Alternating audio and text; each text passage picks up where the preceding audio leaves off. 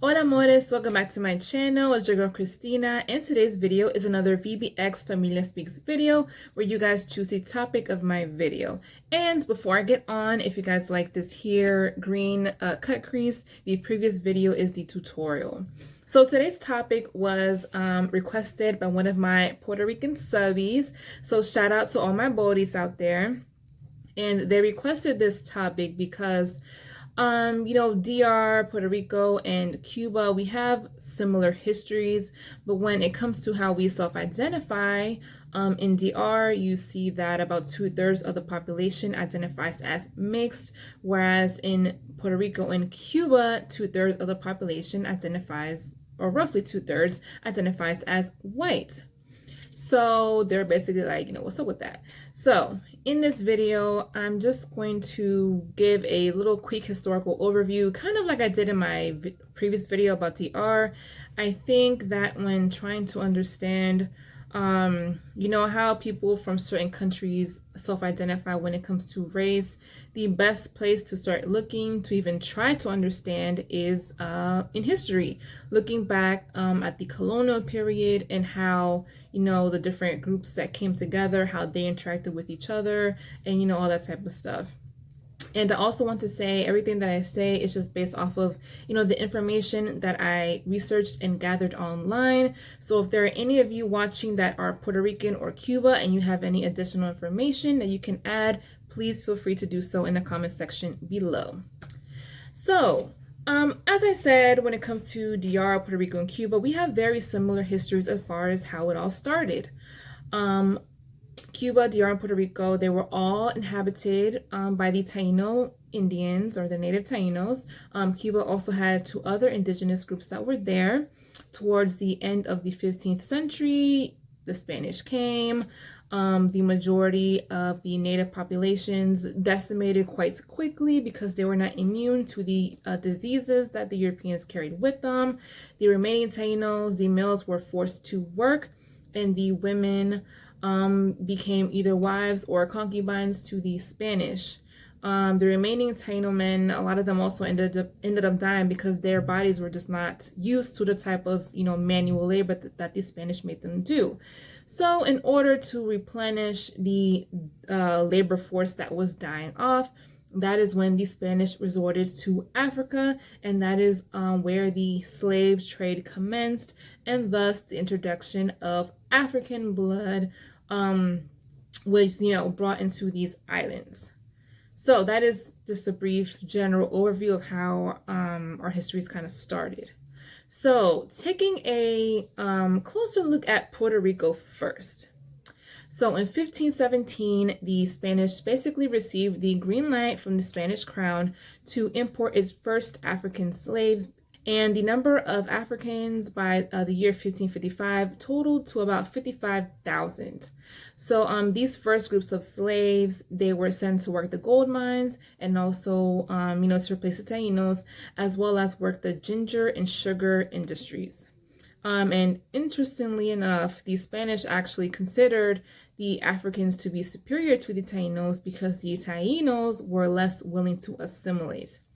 Now, because the majority of the conquistadors that arrived, they came without women, a lot of them ended up marrying Taino and African women, and thus would begin the emergence of the mestizo and mulatto populations on the island.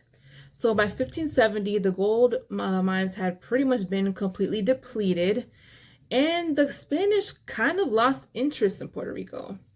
It would basically become like a pit stop for their ships as they were making their ways onto other colonies, and the cultivation of various crops would be reduced, and thus the demand for slaves would also be cut down.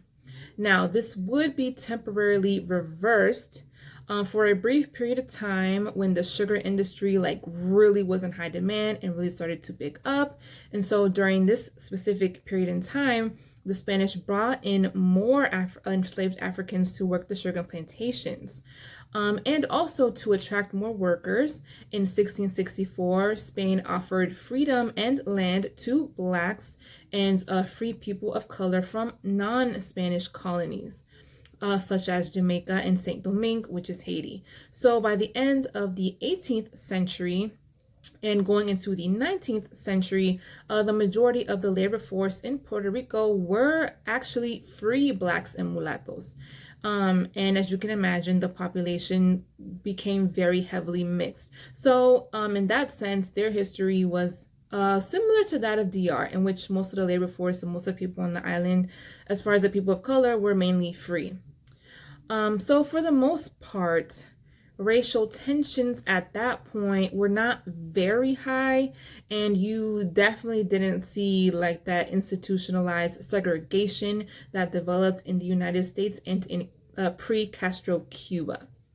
So what ended up happening in Puerto Rico, which I believe led to why now 2/3 of the population identifies as white, is that there was a series of mass immigration from European countries towards the end of the 19th century into Puerto Rico. So not only did more Spanish arrive, but you had Italians, French people, Irish people, Germans, people from Sardinia. They all moved to Puerto Rico.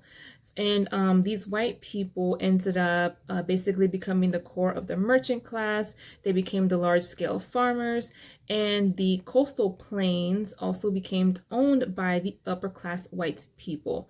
So what happened is class became equal to color, and if a non-white or racially mixed person was to rise in social status, they would be basically decolorized. So sound familiar? So, however, this attitude, it would kind of eventually change though, as a large middle class developed by the middle of the 20th century. And by that point, you already had 500 years of mixing occurring on this little island. So the racial lines were kind of blurred. So apart from the mass immigration towards the end of the 1800s into Puerto Rico, which would in fact cause a significant ethnic shift in the population and making the population lean more white, another major factor that I believe played a major role in how Puerto Ricans self-identify was becoming a U.S. territory. So as we all know, the United States, especially at the turn of the 20th century, was still racist AF. And they brought that racial segregation onto Puerto Ricans. Black Puerto Ricans, for example, that enlisted in the U.S. Army, they were assigned to the all-black units. Initially, Puerto Ricans of African descent, they were not allowed to play in the MLB, Major League Baseball. And so much of that discrimination that African Americans were already facing here in the United States, that would be shifted onto the Puerto Ricans of predominantly African ancestry as well. So basically, Puerto Rico kind of went like a mental whitening as well, while being under U.S. rule. The number of people that classified as white in this census, within a matter of 10 years, it increased, while the number of people who classified as black significantly decreased. And another thing that I think is important to note is that the U.S. Census dropped the category of mulatto or mixed race in 1930, enforcing this, artificial binary classification of black or white onto Puerto Ricans as well. So with all this going on, I think it was only natural that the thought that it would be easier to advance economically and socially if someone identified as white would become quite common. Also, many Puerto Ricans would begin to take pride in being the, quote unquote, la gente más clara, or the lightest or whitest people of the Caribbean. So all that tied together is what I believe has led to so many Puerto Ricans identifying as white, especially if they are of a fair complexion. And granted, it's very likely that the majority of their genetic makeup is in fact European. So, it makes sense that they would identify as white. But from what I've seen, mainly online, it does appear that Puerto Ricans proudly claim that they're a mixture of three things, being Spaniards, or Europeans, Africans, and the native Tainos, and they especially like to rep the Taino side. And even though so many of them do say that they will be classified as white, I don't really see much of a rejection of the African side. So again, that's what I've noticed when it comes to Puerto Ricos, and that is my insight on what's going on with them. Now, moving on to Cuba. So during the early days of colonial Cuba, the Spanish had established sugar and tobacco as Cuba's primary products, and the island soon replaced Española as the prime Spanish base in the Caribbean. This would, of course, would require slave labor, which initially the Spanish did restrict Cuba's access to the slave trade, which at that time was dominated by the British, the French, and the Dutch. And this would affect Cuba's economy in that it was very slow to kind of grow. And this was up until the mid-1700s. However, this would change after, one, the British conquered the port of Havana and introduced thousands of slaves within a 10-month period. And following the Haitian Revolution at the turn of the 19th century, and this would cause thousands of French refugees to flee to Cuba, bringing with them slaves who were already experts in sugar refining, and Cuba would eventually become the most important producer of sugar in the Caribbean. So they took that number one spot after Haiti, since Haiti was no longer involved in, the sugar industry. So this would, of course, would require thousands upon thousands of more enslaved Africans to be brought into Cuba, the bulk of which came in between 1780 to about the 1860s, which was actually much later than, say DR and Puerto Rico, in which by that time, most of the people of color in DR and Puerto Rico had already been freed. So, it's just quite interesting that while slavery was being abolished all around Cuba, they were like at their peak and bringing in like the bulk of all of, their slaves. So slavery was eventually abolished in 1886, and mind you, they were the last Spanish territory to abolish slavery, and it's estimated that about 800,000 enslaved Africans were brought into Cuba. So that is twice as much the amount that was shipped to the United States. So during the colonial period, and even continuing on after slavery was abolished, of course, as you can imagine, the people at the top of society were the white landowners and slave owners, which were primarily of Spanish descent. Under them were the people of color who had been freed, most of whom were products of a white father and a black slave mother. And then this group was further divided into mulattoes and black categorizations. And then at the bottom were, of course, the enslaved Africans.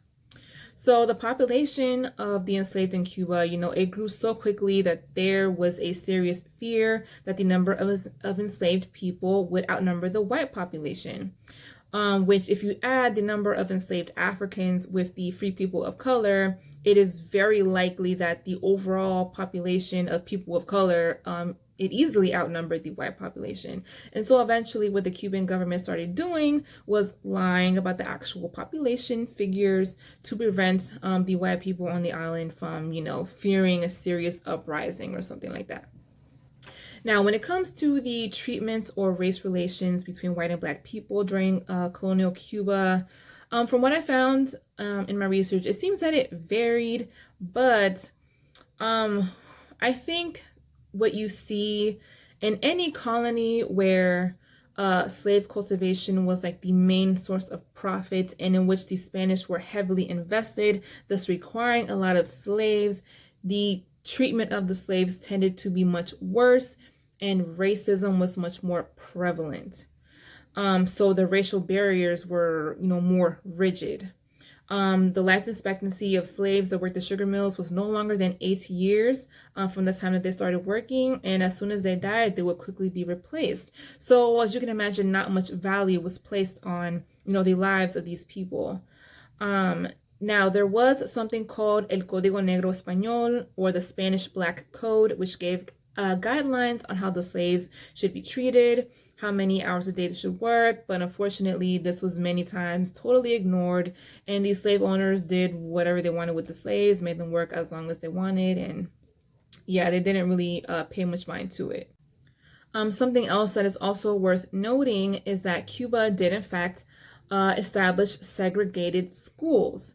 And until the Castro's revolution, the Black Cuban population was disproportionately poor and marginalized, lacking sufficient medical care, social services, and educational opportunities. So, by the mid 20th century, as we all know, Fidel Castro eventually comes into power. And 3 years into his rule, he declares that the revolution had officially eliminated racism. So basically, within those first 2 years, he had issued anti-discrimination laws, and he did attempt to close the gaps between the wealthy white Cubans and the Black Cubans with a massive literacy campaign, along with other egalitarian reforms in the early to mid 1960s. So he did actually try. He did try to do some things that would help the Black population. The only downside is that after making this declaration, any further discussion of racial inequalities became a taboo subject. Any official discourse directly tied to racism would be tied to capitalism, and they even made the claim that racism was mostly upheld by the capitalist elite, most of whom were white anyway. And since so many of them had fled to Miami when Castro came into power, according to them, they were now racism free. So fast forward to the year 2000, Castro did finally admit that he was a bit premature when he made that declaration. And he admitted that despite some progress, there were gaps in the original reforms. Also, many Cuban citizens have also remarked that while there are equal rights before the law, equal rights do not mean social equality. And the society is still very racist, mainly due to widespread ignorance. And while notable achievements were made in terms of education and employment, there is still areas that are lacking, such as cultural representation, police discrimination, and housing. So lastly, when it comes to the current demographics of the island, the Cuban government states that around 65% of the population is white. Now, this is based on the Cuban census, and there really are no requirements to qualify for any ethnic category. So it's completely a matter of self-identification. So realistically, only a statistical minority of Cubans could really claim to be, exclusively of European ancestry. However, because there are still many social stigmas from the old Spanish systems of ethnic divisions that still underlie Cuban society, and prejudice does exist, it's not surprising that many would identify as white. For the most part, Cubans with even a drop of European ancestry will identify as white. So kind of, it's like a reverse one-drop rule that you see sometimes happening in Cuba. Now, on the other hand, international organizations have issued ranging demographics saying that Cuba's Black population is actually between 33 to 62% Black. So they're saying in reality it's the reverse. And if you guys remember when I made my video about the culture and history of Cuba, DR, and Puerto Rico, I said, I'm not quite sure about this information, guys, when it comes to the ethnic makeup of Cuba, because I'm finding opposing, contrasting information. So, in my opinion, considering the massive amount of slaves that were brought into this island, and then when you also consider the white flight that occurred at the beginning of the revolution, I don't quite see how 65% of the population could be white. I would say, if anything, the majority of these people that are claiming to be white fall more under the mixed population, because I know they do have a category for like mulatto, mestizo, and all that. Yeah, so I again, I don't see how that much of the population can be white. But that is just my opinion. If any of you guys know otherwise, or have been to Cuba, or you are Cuban, definitely let me know. So that was pretty much it for this video, guys. I think overall we can see that when it comes to how a lot of these countries self-identify, and how, you know, racism or the lack thereof kind of played out, it really does go back to the colonial period and how much interest Spain had in you. I think the trend that I'm seeing is that the colonies in which Spain was the least interested, and they kind of, you know, kind of forgot about a little bit, like what happened in DR and Puerto Rico. Racism was not as bad in those countries, and there was a lot more mixing, and racial barriers were not as strict, whereas in the colonies, where they were making a lot of profits and required a lot of slaves, the racism was much worse there, as we saw in Cuba. So I hope you guys enjoyed the video. If any of you guys have any video suggestions, please feel free to email me to the email in the description box. And yeah, give this video a like, comment down below, and I'll see you guys in the next video. Bye.